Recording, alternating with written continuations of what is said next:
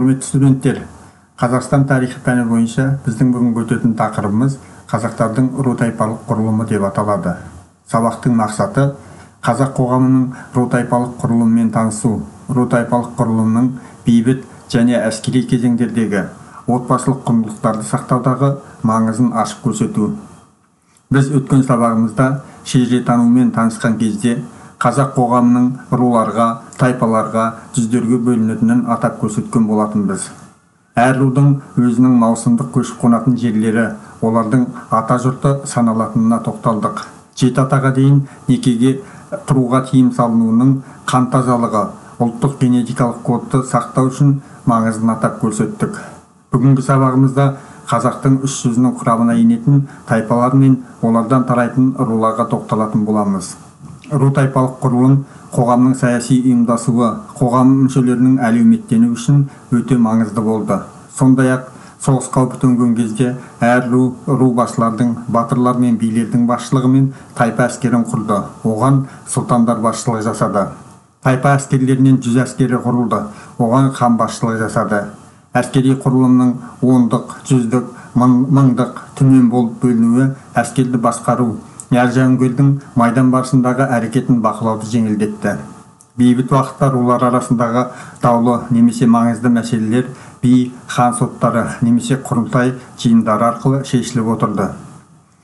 Үш жүздің ұлы жүз, орта жүз және кіші жүздің қазақтары өздерінің туыстығын, сондай-ақ қазақтың этникалық аумағы мен тілінің біртұтастығын ұғынды. Бұл шежіремен бекітілді. Оған сәйкес қазақтар алаш болып бірігеді. Ал ағайынды ағарыс, бекарыс, жанарыс, ұлы және орта кіші жүздердің түпкі аталары саналады. Қазақтардың арасында тегі бір екендігі туралы түсінік сақталған. Кестеден көріп отырғанымыздай, енді ұлы жүз тайпаларына тоқталып өтейік.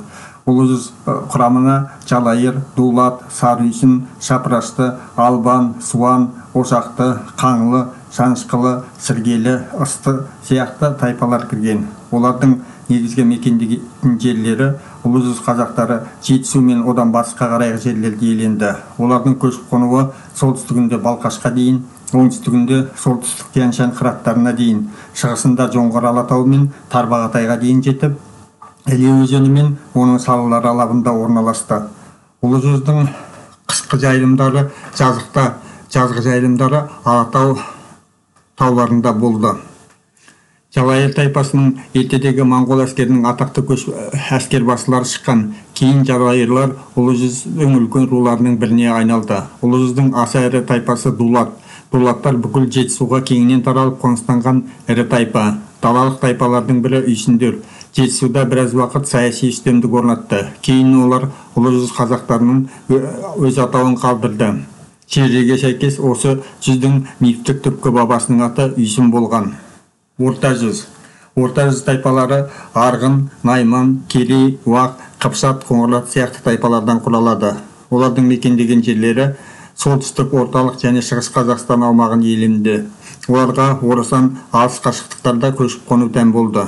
Арғындар жүздің аса ірі тайпалық бірлестігі. Олардың көшіп қонатын жерлері Сарыарқа кеңістігінде орналасты. Арғындарға әртүрлі генеалогиялық аңыздарға сүйелген күрделі құрылым болды. Наймандар Қазақстанның шығыс бөлігінде Алтайдан Жетісу Алатауына дейінгі жерлерде және бүгінгі Қызылорда облысының аумағында көшіп қонып жүрді. Орта жүз руларының бірі қыпшақтар арғындар қонысынан батысқа қарай Тобылдан бастап Сырдарияның төменгі ағыстарына дейін көшіп қонып жүрді. Қазақ қыпшақтары ортағасырлық қыпшақтардың тікелей ұрпақтары болып табылады. Солтүстік және солтүстік шығыс Қазақстанда керейлер көшіп қонып жүрді. Олар керейттер ұрпақтары болуы мүмкін, алайда жергілікті ру болуы да мүмкін деген болжамдар бар. Керей этнонимі басқа да қазақ тайпаларының құрамында кездеседі. Керейлерге туыстас уақтар Қазақстанның солтүстігінде Торғайдан Алтайға дейінгі аралықта көшіп қонды. Орта жүз аумағының оңтүстік бөлігін ірі ру Қоңырат иеленді. Қоңырат атауы ортағасырлық жазба деректерде өте жиі аталады. Кіші жүз құрамына кіретін рулар негізінен Байұлы, Әлімұлы және Жетіру деген үш бірлестікке бірігеді.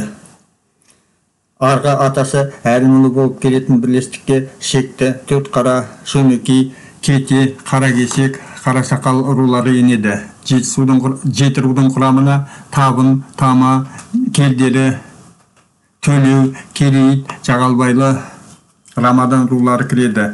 Байырдың құрамына 12 ру кіреді. Олар Шеркеш, Ысық, Байбақты, Масқар, Алаша, Қызыл Қилт, Тана, Алтын, Жаппас, Беріш, Есентемір, Таз, Адай. Кіші руларының мекендеген жері бүкіл Батыс Қазақстан аумағын құрайды.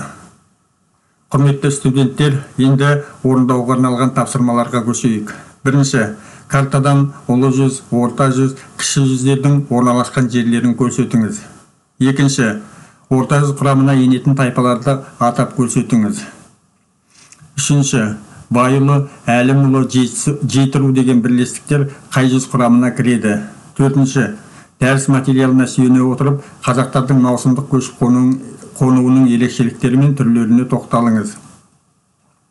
Бүгінгі сабағымызды қорытындылайтын болсақ, қазақтардың ру-тайпалық жүйесі маңызды рөл атқарды. Өйткені ол қазақтардың этнос ретінде ұйымдасуы мен бірлесе өмір сүру тәртібін реттеді. Осылайша даладағы тәртіппен қазақ мемлекеттігінің өмір сүруіне мүмкіндік жасалды. Қазақтардың саяси ұйымы 300-ге біріккен ру мен тайпалар иерархиясы түрінде құрылды. Ұлы, орта және кіші жүздер ортақ шежірелік дәстүрмен қазақ елі болып бірікті.